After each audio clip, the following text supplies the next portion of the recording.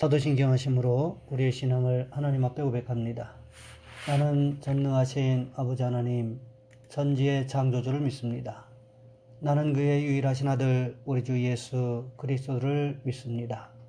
그는 성령으로 잉태되어 동정녀 마리아에게서 나시고 본디오 빌라도에게 고난을 받아 십자가에 못 박혀 죽으시고 장사된 지 사흘 만에 죽은 자 가운데서 다시 살아나셨으며 하늘에 오르시어 전능하신 아버지 하나님 우편에 앉아 계시다가 거기로부터 살아있는 자와 죽은 자를 심판하러 오십니다.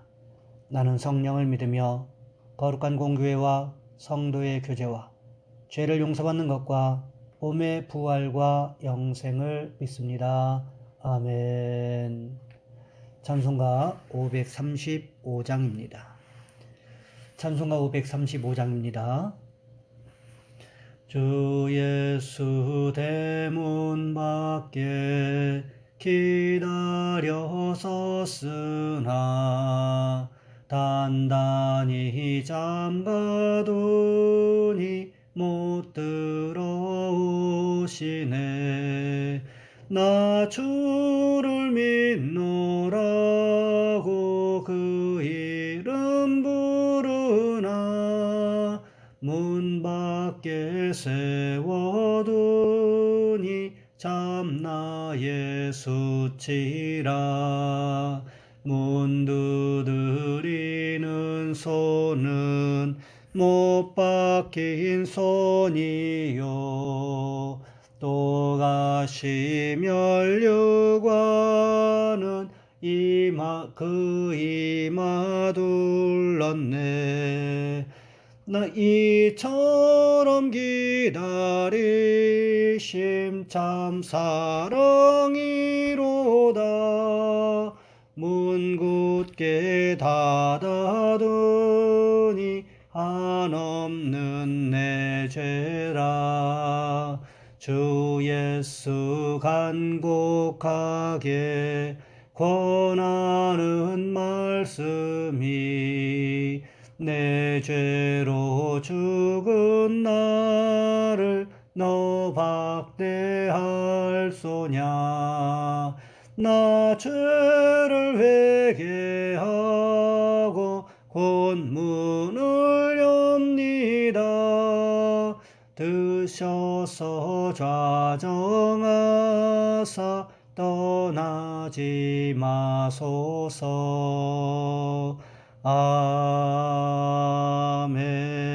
아멘.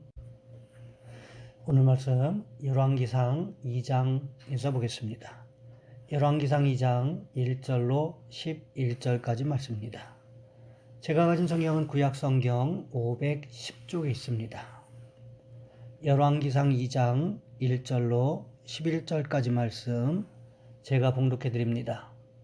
다윗이 죽을 날이 임박하매 그의 아들 솔로몬에게 명령하여 이르되 내가 이제 세상 모든 사람이 가는 길로 가게 되었으니 너는 힘써 대장부가 되고 내 하나님 여호와의 명령을 지켜 그 길로 행하여 그 법률과 계명과 율례와 증거를 모세의 율법에 기록된 대로 지키라. 그리하면 내가 무엇을 하든지 어디로 가든지 형통할지라. 여호와께서 내 일에 대하여 말씀하시기를 만일 내 자손들이 그들의 길을 삼가 마음을 다하고 성품을 다하여 진실이 내 앞에서 행하면 이스라엘 왕위에 오를 사람이 내게서 끊어지지 아니하리라 하신 말씀을 확실히 이루게 하시리라. 스루야의 아들 요압이 내게 행한 일 곧 이스라엘 군대의 두 사령관 넬의 아들 아브넬과 예들의 아들 아마사에게 행한 일을 내가 알거니와 그가 그들을 죽여 태평시대의 전쟁의 피를 흘리고 전쟁의 피를 자기의 허리에 띤 띠와 발에 신은 신에 묻혔으니 내 지혜대로 행하여 그의 백발이 평안히 수월에 내려가지 못하게 하라. 마땅히 길르앗 바르실레의 아들들에게 은총을 베풀어 그들이 내 상에서 먹는 자 중에 참여하게 하라. 내가 내 형 압살롬의 낯을 피하여 도망할 때에 그들이 내게 나왔느니라. 바울인 베냐민 사람 게라의 아들 시므이가 너와 함께 있나니 그런 내가 마하나임으로 갈 때에 악독한 말로 나를 저주하였느니라. 그러나 그가 요단에 내려와서 나를 영접함으로 내가 여호와를 두고 맹세하여 이르기를 내가 칼로 너를 죽이지 아니하리라 하였노라. 그러나 그를 무죄한 자로 여기지 말지어다. 너는 지혜 있는 사람이므로 그에게 행할 일을 알지니 그의 백발이 피 가운데 스올에 내려가게 하라. 다윗이 그의 조상들과 함께 누워 다윗성에 장사되니 다윗이 이스라엘 왕이 된 지 40년이라. 헤브론에서 7년 동안 다스렸고 예루살렘에서 33년 동안 다스렸더라. 아멘. 오늘 본문의 말씀을 가지고 다윗의 유언이라는 제목으로 함께 말씀을 살펴보겠습니다.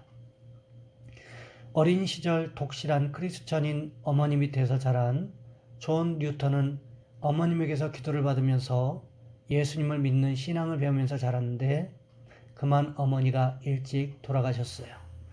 아버지가 배의 선장이었는데 배를 타고 다니면서 거친 인생을 살게 되었습니다. 밤낮 술 먹고 포악한 짓을 하다 보니까 하나님을 거부하고 무신론자가 되었습니다. 아버지가 죽고 난 후에 노예선의 선장이 되었습니다. 아프리카에서 원주민을 붙잡아다가 노예 시장에다 파는데 얼마나 악독했던지 사람을 잡아먹는 사람이라는 별명이 붙을 정도였습니다. 노예들이 반항하면 그 자리에서 총으로 쏴 죽이고 바다에 집어 던져버렸어요. 그렇게 포악한 사람이었습니다. 그러던 어느 날 노예들을 싣고 오는데 풍랑을 만나 배가 뒤집혀질 위기에 처했습니다. 그때 토마스 아켄피스의 그리스도를 본받아라고 하는 책이 떨어지는 그 순간 어머니의 기도가 생각이 났습니다. 자기를 위해서 늘 눈물로 기도해 주셨던 어머니를 생각하면서 무릎을 꿇고 기도합니다. 저를 불쌍히 여겨 주옵소서. 나 같은 죄인을 주님 불쌍히 여겨 주시고 날 살려주시면 내가 이제 새 사람으로 살겠습니다.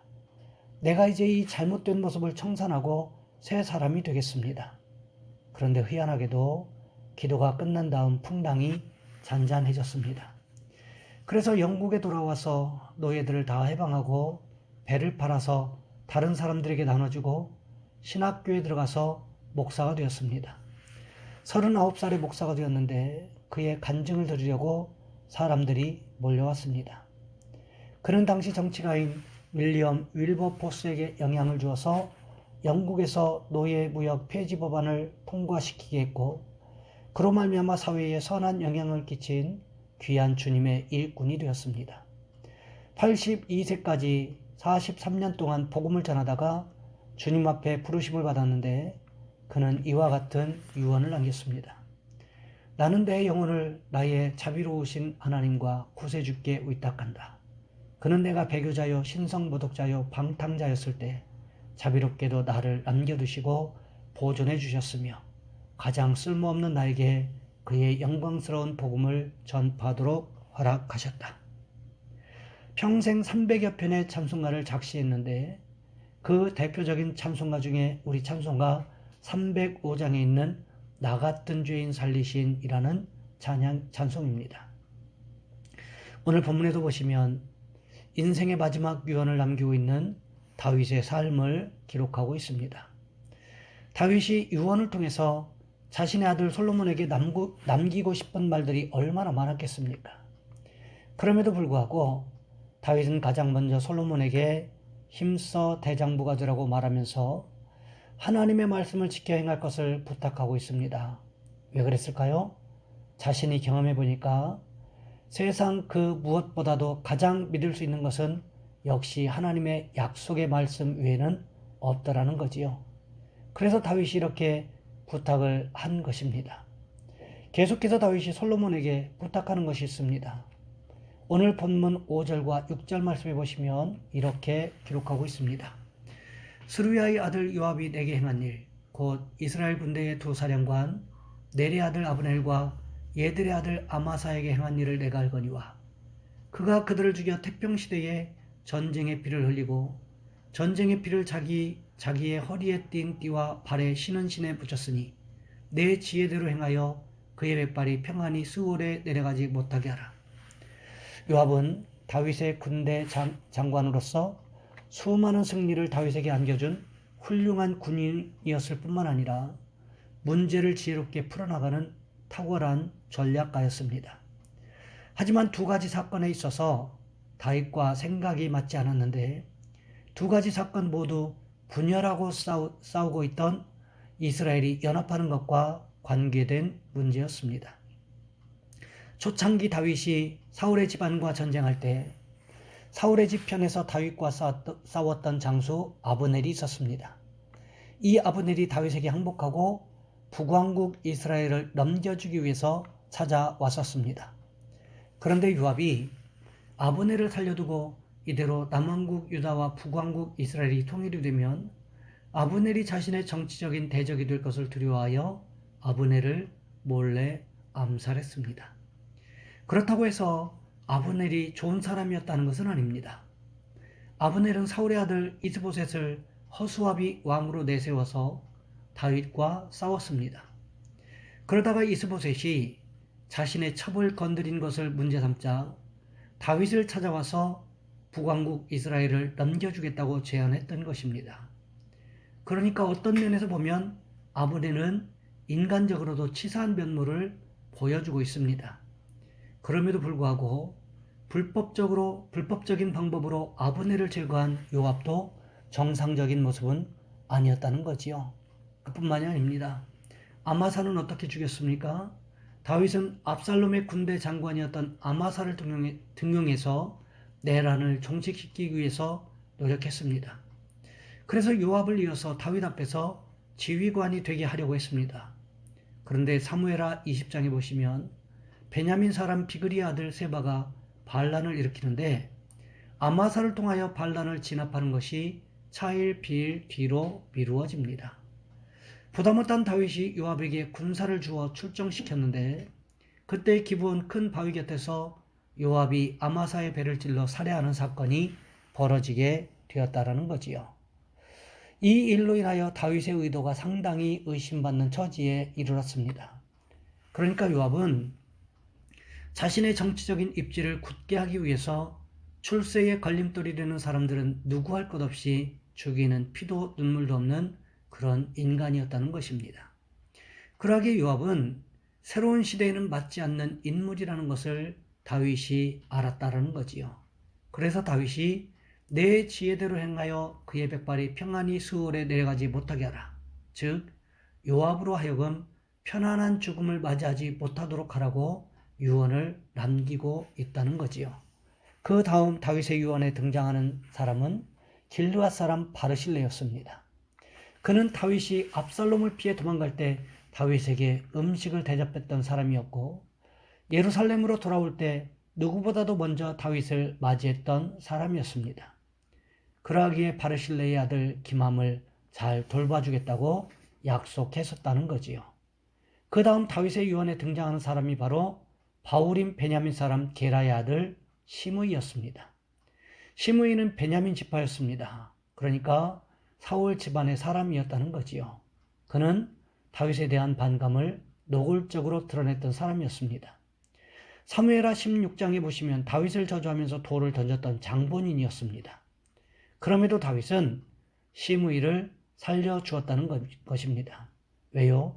혹시라도 하나님께서 시므이를 통해서 나를 저주하게 했다면 하는 마음 때문이었다는 거지요. 또 다윗이 예루살렘으로 돌아올 때 자신의 범죄함을 용서해달라고 간청함으로 인하여 살려두었다는 거지요. 그러나 시므이에게 죄가 없는 것은 아니라는 것을 말하고 있습니다. 다윗은 솔로몬에게 유언을 통하여 새 시대에 맞지 않는 요압과 시므이를 솔로몬의 지혜대로 처결할 것을 이야기하고 있습니다. 왜 그랬을까요? 새롭게 출발하는 솔로몬의 왕국에 두 사람이 자칫 걸림돌이 될 수도 있기 때문에 그랬다는 것입니다. 반면에 길르앗 사람 바르실레에게는 은총을 베풀라고 유언하고 있다는 거지요. 여러분 그렇습니다. 출애굽기 33장 19절 말씀에서 하나님께서는 모세에게 이렇게 말씀하십니다. 나는 은혜 베풀 자에게 은혜를 베풀고 긍휼히 여길 자에게 긍휼을 베푸느니라. 그렇다면 여러분 우리는 어떤 사람이 되어야 할까요? 바로 다윗에게 긍휼의 은혜를 입었던 바르실레와 같은 사람이 되어야 한다는 거지요. 요압과 시므이와 같은 사람이 되어서는 안 된다는 것입니다. 다윗은 유언으로 새 시대에 긍휼을 베풀어야 할 사람과 심판을 베풀어야 할 사람들을 가르치는 것을 볼 수가 있습니다. 우리는 어느 편에 속해 있어야 할까요? 바라기는 하나님 앞에 긍휼의 은총을 경험하는 사람들이 다 되시기를 주님의 이름으로 부탁을 드립니다. 이 시간 우리 한 목소리 함께 기도하겠습니다. 하나님, 우리에게 은혜를 베풀어 주시고 우리에게 긍휼을 베풀어 주옵소서. 우리의 삶 현장에서 날마다 하나님의 은혜가 함께 있게 도와주시옵소서. 또한 하나님, 우리의 직장과 사업장과 또 우리 이 나라의 이 민족을 위해서 주여 한번 간절히 부르신 후에 한 목소리 함께 기도합니다. 주여, 사랑의 하나님, 우리를 도와 주시기를 원합니다.